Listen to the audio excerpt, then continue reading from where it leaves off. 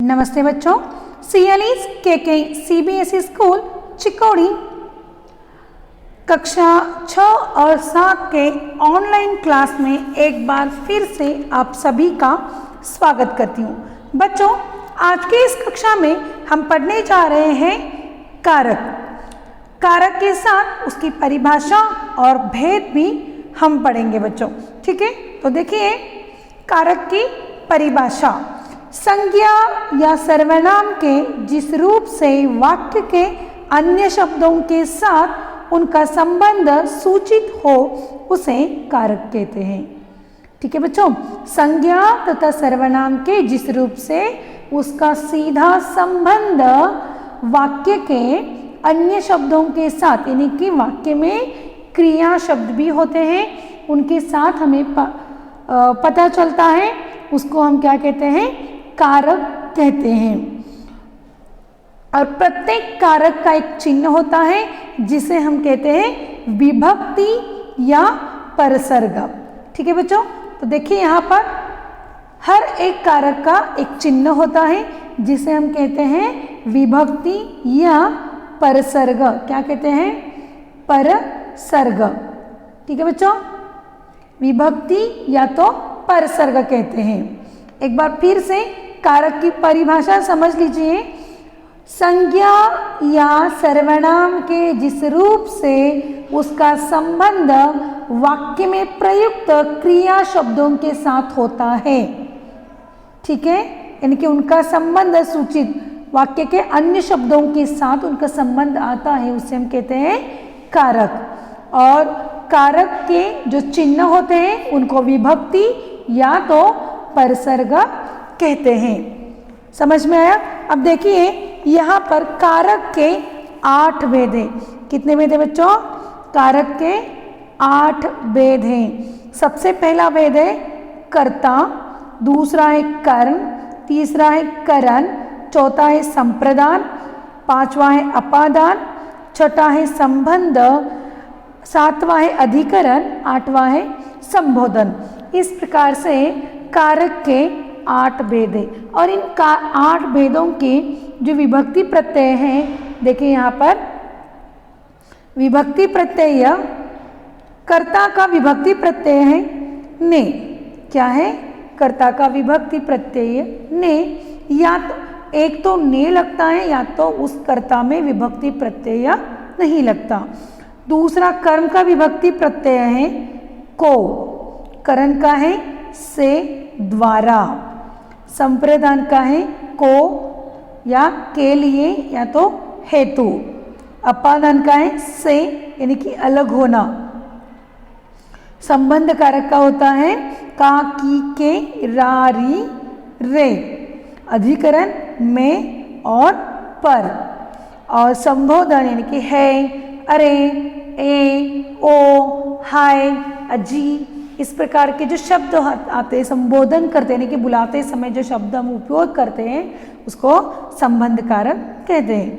अब हर एक कारक की जो परिभाषा है, उनके उदाहरण है, वो हम आज यहाँ पर देखने वाले हैं। ठीक है बच्चों, तो देखिए कर्ता कारक। सबसे पहला कारक जो है वो है कर्ता कारक, यानी कि क्रिया को करने वाला। संज्ञा या सर्वनाम के जिस रूप से क्रिया के करने वाले का बोध होता है, क्रिया के करने वाले का बोध होता है, उसे क्या कहते हैं? कर्ता कारक। यानी कि वाक्य में कौन क्रिया कर रहा है वो होता है कर्ता कारक। उसका विभक्ति चिन्ह है ने, यानी कि ये ने हमेशा कर्ता के साथ ही लगता है। या तो वाक्य में ने विभक्ति प्रत्यय नहीं होता, यानी कि अर्थात वो लुप्त हो जाता है, या तो उसका प्रयोग हम नहीं करते। ठीक है, अब देखिए उसके उदाहरण देखते हैं। आइए, कर्ता कारक के उदाहरण याद रखिए। रमेश ने पुस्तक पढ़ी। यहाँ पर पुस्तक पढ़ने की क्रिया हो रही है और वो पुस्तक किसने पढ़ी है? रमेश ने पढ़ी है। किसने पढ़ी है? रमेश ने पढ़ी है। दूसरा वाक्य देखिए, सुनील खेलता है। खेलने की क्रिया हो रही है और कौन कर रहा है? कौन कर रहा है? सुनील कर रहा है। खेलने की क्रिया कौन कर रहा है? सुनील कर रहा है।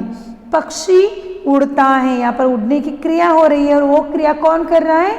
पक्षी कर रहा है। मोहन ने पत्र पढ़ा, यहाँ पर पत्र पढ़ने की क्रिया हो रही है बच्चों, और वो क्रिया कौन कर रहा है? मोहन कर रहा है। या तो ये पत्र पढ़ने की क्रिया किसने की है? किसने? ठीक है बच्चों। अब कर्ता कारक की पहचान हम कौन और किसने, ये प्रश्न लगाकर हम उस वाक्य को पूछकर कर्ता कारक की पहचान कर सकते हैं। ठीक है बच्चों। अब इन वाक्यों में रमेश, सुनील, पक्षी जो है वो कर्ता कारक हैं, क्योंकि इनके द्वारा क्रिया की जा रही है। रमेश पुस्तक पढ़ रहा है, पढ़ने की क्रिया रमेश कर रहा है। खेलने की क्रिया सुनील कर रहा है। उड़ने की क्रिया पक्षी कर रहा है। और पत्र पढ़ने की क्रिया कौन कर रहा है बच्चों? मोहन कर रहा है। यानी कि जो काम करता है, जो क्रिया करता है, उसे हम क्या कहते हैं? कर्ता कारक। ठीक है, समझ में आया? अब अगला कारक है, वो है कर्म कारक। कौन सा है? कर्म कारक। संज्ञा या सर्वनाम के जिस रूप पर क्रिया का प्रभाव या फल पड़े उसे हम क्या कहते हैं? कर्म कारक कहते हैं। प्रभाव या फल यानी कि असर, हाँ, क्रिया का प्रभाव या फल पड़े, यानी कि असर किसके ऊपर पड़ता है? संज्ञा या सर्वनाम के जिस रूप पर क्रिया का प्रभाव पड़ता है या तो असर पड़ता है, उसको हम कहते हैं कर्म कारक कहते हैं। और कर्म की विभक्ति प्रत्यय है को। उसकी विभक्ति क्या है? को। और इसकी यही सबसे बड़ी पहचान होती है बच्चों। और कभी कभी कर्म कारक के वाक्यों में भी को विभक्ति का लोप हो जाता है, यानी कि उसका उपयोग हम या उसका प्रयोग हम नहीं करते। अब उसके उदाहरण के साथ देखते हैं तो अधिक ज़्यादा समझ में आ जाएगा। ठीक है।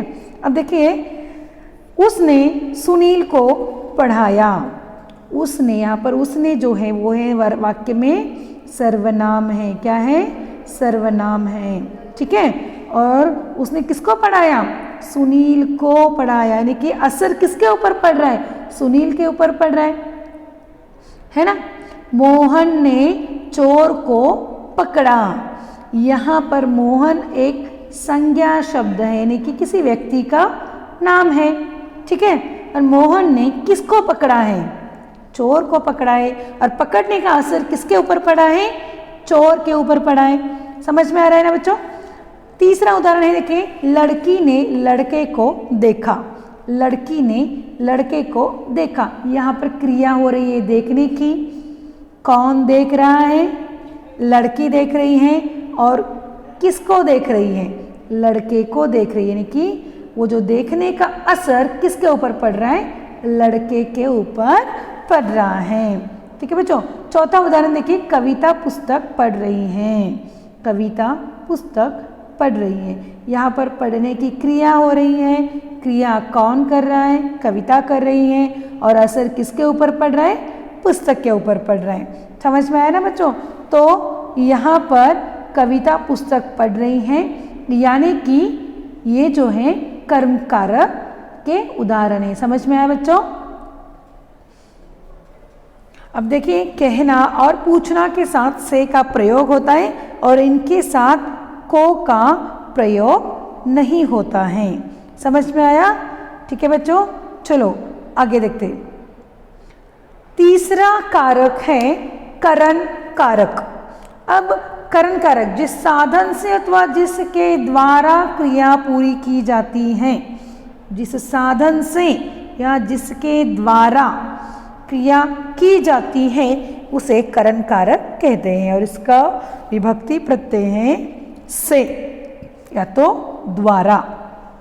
ठीक है बच्चों। कर्म कारक का विभक्ति क्या है? से या द्वारा। अब यहाँ पर जो संज्ञा या सर्वनाम होता है वो क्या करता है, किसी साधन से काम करता है, किसी साधन से कार्य करता है।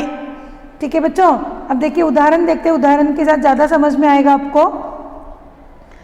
रहीम गेंद से खेलता है। अब रहीम खेल रहा है, रहीम क्या कर रहे हैं यहाँ पर, खेल रहा है। कैसे खेल रहा है, वो गेंद लेकर खेल रहा है, यानी कि वो बॉल लेकर खेल रहा है ना। तो उसने कौन सा साधन उपयोग किया है, गेंद। गेंद इस वस्तु के साथ वो खेल रहा है। अब देखो आदमी चोर को लाठी द्वारा मारता है। अब यहाँ पर देखिए बच्चों, आदमी क्या कर रहा है, चोर को लाठी के द्वारा मार रहा है। मारने की क्रिया हो गई है, कौन कर रहा है, आदमी कर रहा है। और किसके द्वारा, उसके हाथ में साधन कौन सा है, लाठी। ठीक है बच्चों, तो ये लाठी के द्वारा क्या कर रहा है, आदमी चोर को मार रहा है। तो करण कारक के जो विभक्ति प्रत्यय है वो से और द्वारा। ठीक है, अगला विभक्ति प्रत्यय है संप्रदान कारक, और जिसके लिए क्रिया की जाती है उसे संप्रदान कारक कहते हैं। संप्रदान कारक यानी कि जिसके लिए क्रिया की जाती है उसे संप्रदान कारक कहते हैं। इसमें कर्म को भी प्रयुक्त होता है किंतु उसका अर्थ के लिए होता है। कर्म को यानी कि वहाँ पर संज्ञा या सर्वनाम के ऊपर प्रभाव पड़ता है कर्म कारक में, और संप्रदान कारक में क्या हुआ जाता है, संज्ञा या सर्वनाम के लिए यानी कि जिसके लिए क्रिया की जाती है उसे संप्रदान कारक कहते हैं। अब संप्रदान कारक के उदाहरण देखिए। सुनील रवि के लिए गेंद लाता है। यहाँ पर देखिए किसके लिए गेंद लाता है, रवि के लिए, यानी कि हम किसके लिए कार्य कर रहे हैं यहाँ पर पता चलता है। हम पढ़ने के लिए स्कूल जाते हैं। किसके लिए जाते हैं, हम पढ़ने के लिए स्कूल जाते हैं। माँ बच्चों को खिलौना देती है। किसको खिलौना देती है, यहाँ पर देखो मैंने बोला ना, कर्म कारक का भी विभक्ति प्रत्यय को जो है यहाँ संप्रदान कारक में भी आता है, लेकिन यहाँ हम किसके लिए कार्य करते हैं वो दर्शाता है ना। कर्म कारक में वो क्या होता है, उसके ऊपर प्रभाव या कि उसका असर उसके ऊपर पड़ता है। फॉर एग्जाम्पल हम देखते हैं कि नानी बच्चों को कहानी सुना रही है। नानी कहानी सुना रही है, किसको सुना रही है, बच्चों को। अब यहाँ पर माँ बच्चे को खिलौना देती है। किसके लिए खिलौना देती है, बच्चे के लिए खिलौना देती है। ठीक है बच्चों, समझ में आया। अब यहाँ पर मोहन के लिए, पढ़ने के लिए बच्चे को संप्रदान कारक है। ठीक है, आगे देखिए अपादान कारक। अब अपादान कारक और करण कारक में जो उनका विभक्ति प्रत्यय है वो है से, दोनों में सेम होता है बच्चों। हाँ, अब करण कारक में क्या होता है, कर्ता जिस साधन से क्रिया करता है तब हम वहाँ पर से लगाते हैं। और अपादान कारक में उसकी परिभाषा देखिए, अपादान का अर्थ ही होता है अलग होना।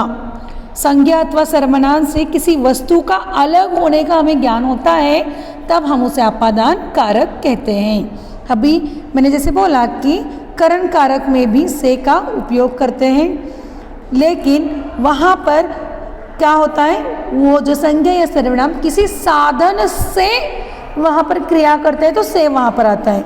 लेकिन अपादान कारक में उसका से का अर्थ होता है अलग होना। ठीक है बच्चों, समझ में, अलग होना।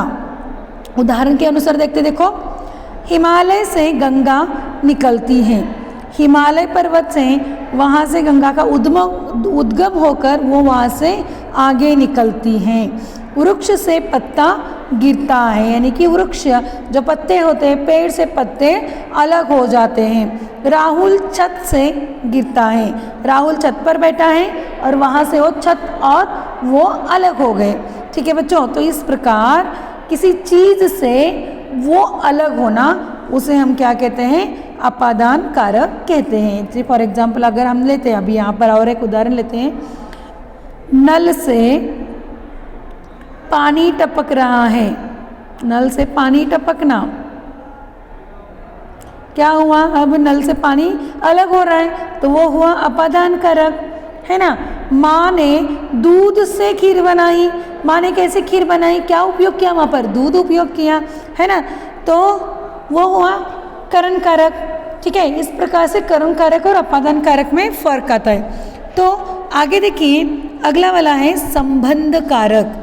अब यहाँ पर देखिए उसकी परिभाषा से ही हमें समझ में आता है कि संज्ञात और सर्वनाम के जिस रूप से वस्तु का संबंध वाक्य में प्रयुक्त दूसरे वस्तु से की जाती है, यानी कि संज्ञा या सर्वनाम के जिस रूप से एक वस्तु का संबंध दूसरी वस्तु से जाना जाता है उसे संबंध कारक कहते हैं। और उसकी मुख्य पहचान है का, की और के। ठीक है, ये तीन जो का, की, के, रा, री, रे, ये जो हैं वो संबंध कारक के विभक्ति चिन्ह है, विभक्ति प्रत्यय है। ठीक है बच्चों, हाँ अब देखिए आगे उदाहरण देखते हैं। राहुल की किताब मेज पर है, राहुल की, किसकी किताब मेज पर है, राहुल की, यानी कि ये संज्ञा है, वाक्य में दूसरे संज्ञा शब्दों से यहाँ पर संबंध लगाया है।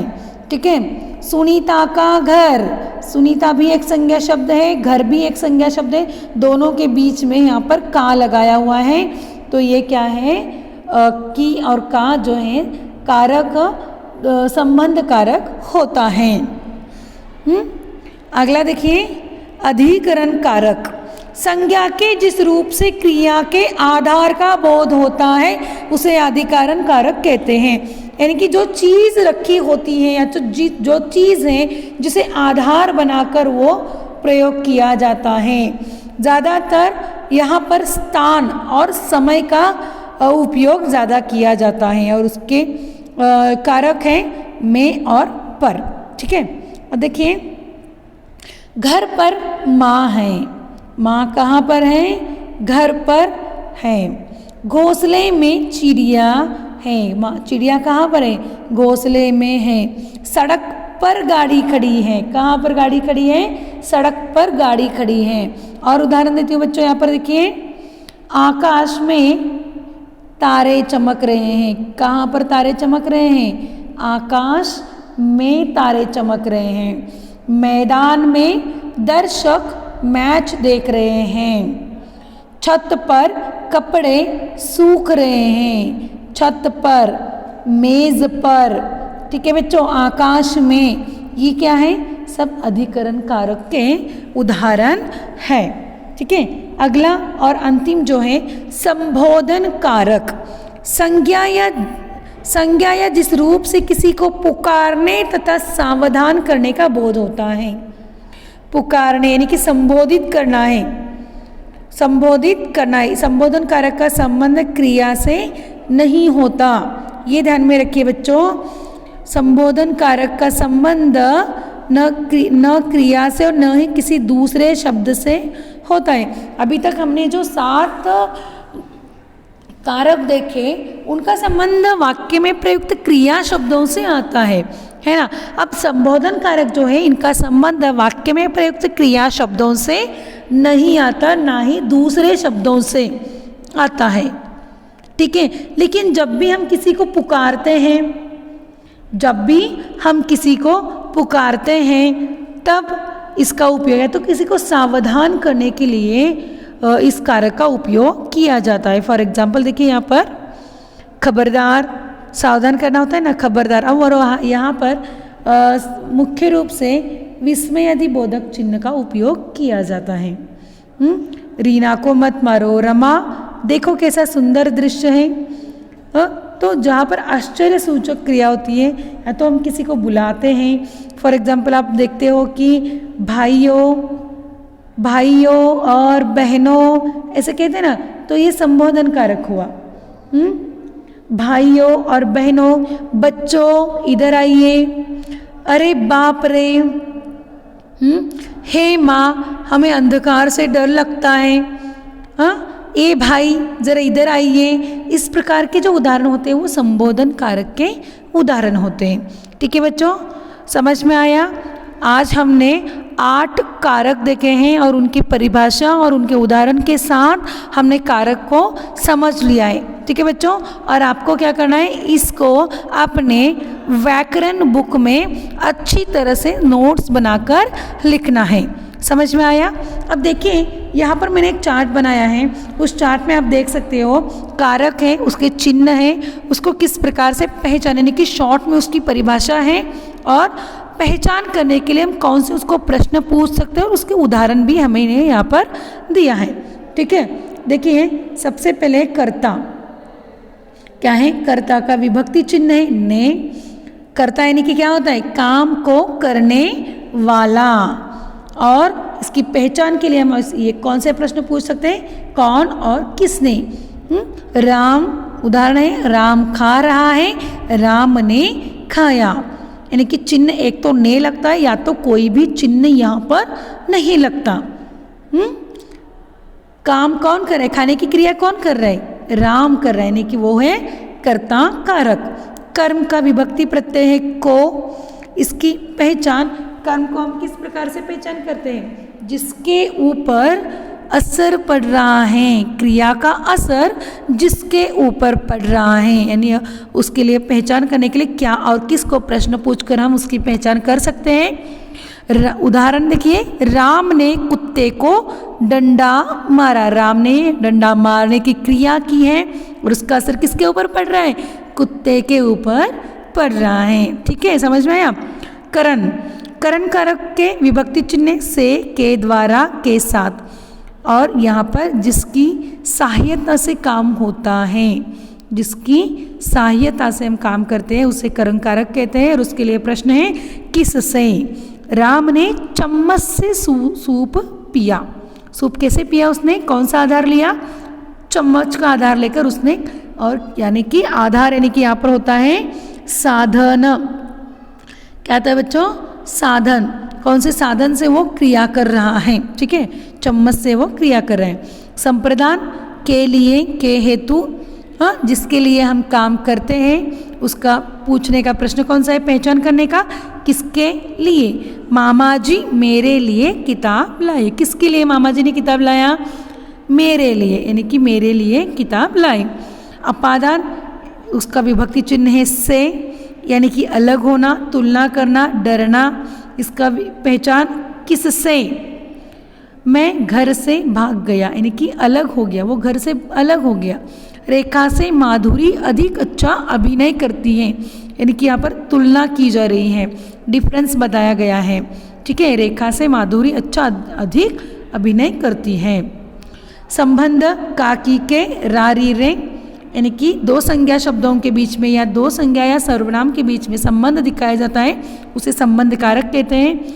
राम की किताब मेरा घर। ठीक है, अधिकरण है मैं और पर, यानी कि जिस चीज़ का आधार लेकर, जिस चीज़ से आधार लेकर वो वस्तु वहाँ पर है उसकी पहचान है किस में या किस पर। किताब मेज़ पर रखी है, कहाँ पर, उस किताब के लिए आधार कौन है, मेज़ है। किताब अलमारी में है, अब ये किताब कहाँ पर है, अलमारी में है।